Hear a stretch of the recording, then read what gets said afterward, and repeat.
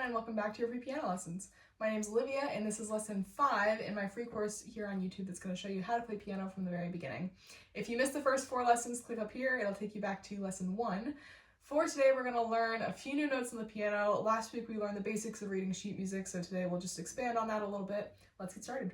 All right, so today should be a pretty quick day here. The only thing that we're really learning about, we've got a couple new notes to learn. That's kind of the main stuff that we're doing here. So we're just expanding on the sheet music reading that we learned last time. So in last week's video, we learned about B, C, D, and E already. So if you are not super comfortable with those yet, I would keep practicing last week's song until you feel good about those notes, and then you can move on because we're going to start building on that today. So for this first song, we're going to start in page 36, and we are going to add in one new note, which is going to be your bass clef A. So for this song, if you look at the finger numbers here in the beginning of this, they're telling you that in your right hand, your first and third fingers are on, our first notes are C and E. Then in my left hand, they're telling me my third finger is on this new A, which is the note that you have on that top line in the bass clef. So with those fingers here, I'm just going to let the rest of my fingers rest on the keys like they normally would. So this is actually going to put both of my thumbs kind of sharing middle C together, which will come up sometimes. It's not the most comfortable position, but you know, it does come up a few times in this book. So for this one, we do have some accents in this one, which we learned about, I believe, last time. So anytime you've got an accent on your notes, like in the first measure, we're going to play those notes a little bit louder than everything else that we play in this song. We also have some dynamic changes in this one. The beginning of this is forte, which if you recall means that we're going to play loud. Everything is loud until you get to measure 10, which is now going to be piano. And then that one line is going to be soft. And then measure 13, it's going to come back up to forte, the rest of it's forte. So the only time it really changes is when you get to measure 10, then that line right there is going to be soft. Everything else is loud. So go ahead and get comfortable with the little chart that they have up at the top here. They're showing you where all of your notes are, so you can use that as a reference for this one. If you forget what any of your notes are, then you've got that up there to help you. So to start off on this one, they've got a little left-hand warm-up in the top section of this first page here, which you can take a look at. It's just going through the 3 notes that you have in your left hand right now, which are A, B, and C. So I'll go ahead and play that. This is the left-hand warm-up up at the kind of the middle of this page right here. All right, let's go.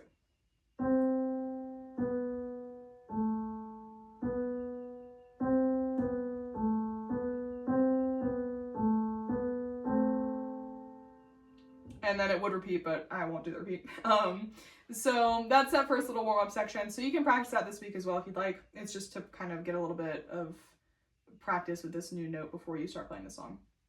So then with the beginning of our actual song, Russian folk song here, we're starting off playing all 3 of these notes at the same time. So we've got A, C, and E that I'm playing all together like this. Then that's the first thing that I play in this song. So you've got that a few times. Anytime that you have those 3 notes stacked on top of each other, you're playing all 3 of those notes at the same time. So that's kind of the only weird thing with this one. And then we're also going to remember to count all of our longer notes. So we've got some half notes in this one, which get 2 beats. Like if you look in measure 3, those are half notes right here. We also have some dotted half notes. If you look in measure 7, there's a dotted half note, which gets 3 beats. So you got to be kind of careful with those. If you need more information on those, if you don't remember, they're in one of my previous videos. You also can look in, I believe it's page 14, has all of the information on that. Yeah, page 14 has all of the different note values, so you can look at that as well if you forget. So I'm going to play this one from the beginning so you can hear what it sounds like. Let's go.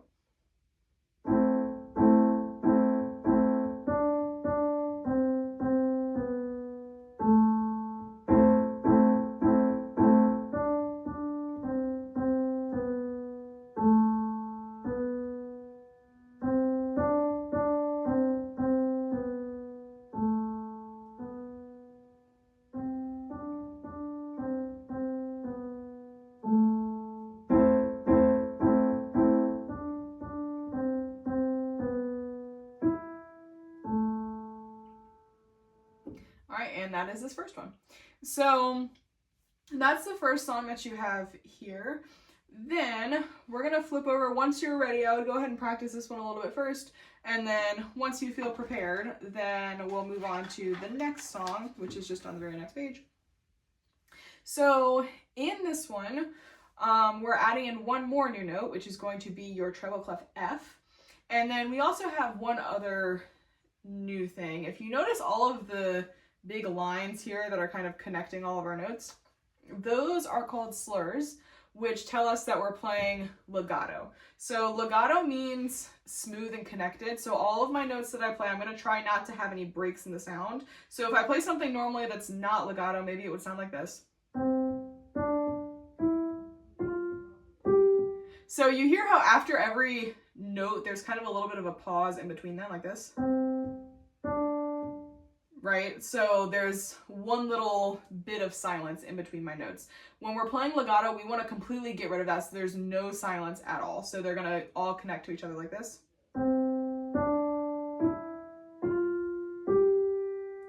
Now you can see there's always one note happening. So they're not overlapping, but they are coming like right up next to each other. So there's no silence in between them because all the notes are kind of touching, if that makes sense.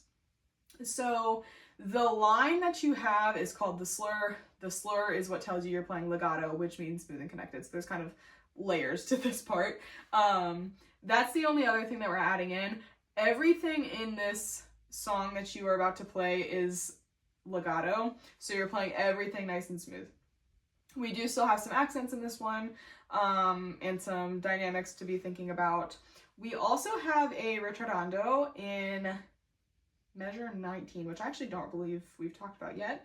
So this ritardando here, it's R-I-T period in the second to last measure. It just tells us that we're playing a little bit slower towards the end. So we're going to have kind of like a dramatic ending here where I'll kind of slow down to the end of it. So you'll see what that sounds like in a second when I play it. Then once again, you've got the chart up at the top that tells you what your notes are for this song, so you can reference that as you're playing this one and make sure that you know what the letters are that you're playing. So for this, we're going to start off, my left thumb is going to be on middle C because they're telling me my first finger is on C in the beginning of this. Then in my right hand, my second finger is on E, so my thumbs are not sharing middle C anymore. So this is where I'm at. I'm going to play this one again. Pay attention when I get to the end of this one. When I play that ritardando, I'm going to slow down a little bit. Let's go.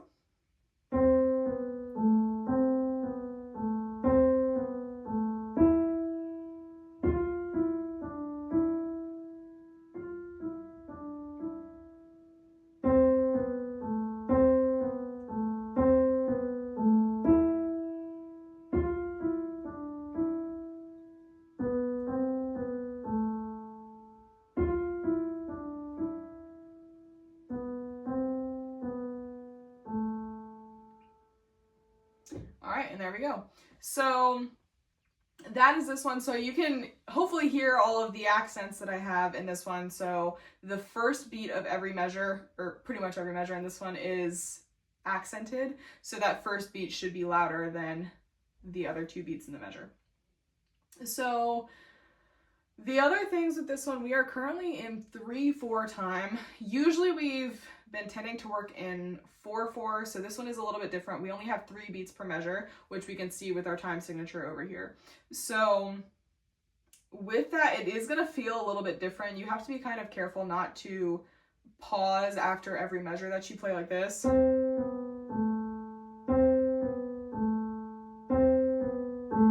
Every third note that I'm playing there is a little bit longer, which we don't want because that kind of puts it almost back into 4/4 in a way because you're adding an extra beat to it. We shouldn't pause there. If I'm counting as I play this, it'll sound like this.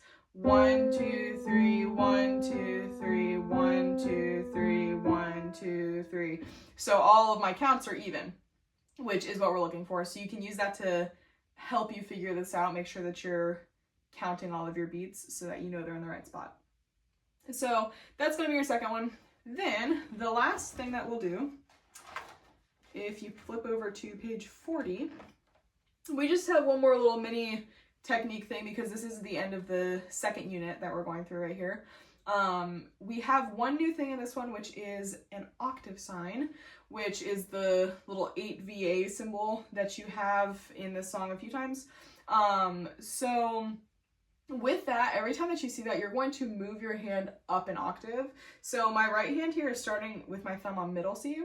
When I get to that octave sign, I'm going to move it up to the next C. And then when I get to the 15 MA symbol, I'm going to move up again, so I'm actually 2 octaves higher than it's written. So now I'm all the way up here. And then when I get to the left-hand section of this, I'm starting on middle C again. When I get my octave sign, I'm going to move down to here, and then I'll move down one more. So if the octave sign is written above the staff, we're going to be moving up on the piano. If it's written underneath the staff, I'll be moving down on the piano this way. So I'll show you what this one looks like too. We're starting with the right hand finger work one.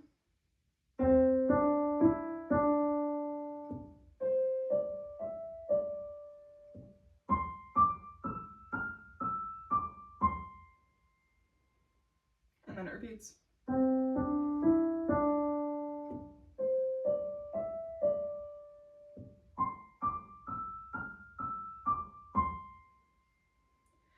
All right.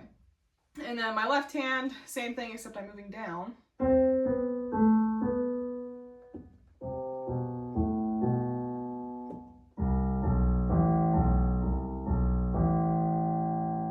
And then it repeats.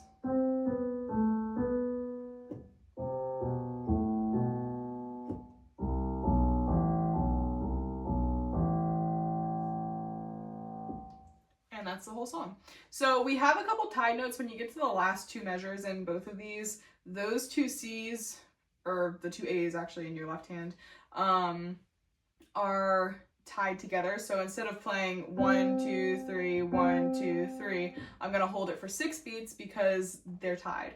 So that's the other thing you've got to pay attention to in this one. Then the last part of this unit here is our theory part, which is actually sight reading this time. So I am not going to play this part for you. When we're sight reading, this is the first sight reading that we have so far. Basically, all you're going to do, this is not something that you are going to be practicing this week. We're just going to play it a couple of times just to practice kind of getting comfortable reading things quickly and being accurate in the things that you're playing as you're reading through them for the first time. So there are a couple different lines that you can sight read in this. If you mess something up, try and just keep going. The goal is to play it as accurately as possible, but if you mess something up, we hopefully will just keep on going and pretend it didn't happen. So you can run through both of those examples maybe like 2 or 3 times if you'd like. I wouldn't do it any more than that though, because again, you're not meant to be practicing these ones. It's just meant to kind of help you get used to reading new pieces. So as you start learning new songs, it'll be easier to read them for the first time when you sight read. So again, I'm not going to play those ones because I don't want you to know what it sounds like before you try it. So try it by yourself and then see how well you do. So that is all of the stuff that you have to do for this week. Again, you don't have to practice the sight reading. Everything else you will practice for this week. My last tip for the songs that you're learning this week, as we start learning new notes, it can be helpful if you're not doing it already, when you go through and practice any of these songs, to get used to the notes that you have and kind of memorizing where they all are on the staff.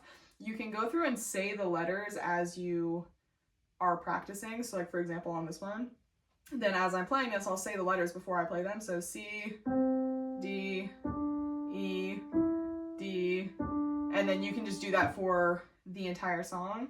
And then that way it'll give your brain a little bit more connection to what the letter is based on what it is that you're looking at. Instead of, we don't want to be guessing our notes or anything, you should hopefully know what the letter is. So you can use that to help you practice that. So that's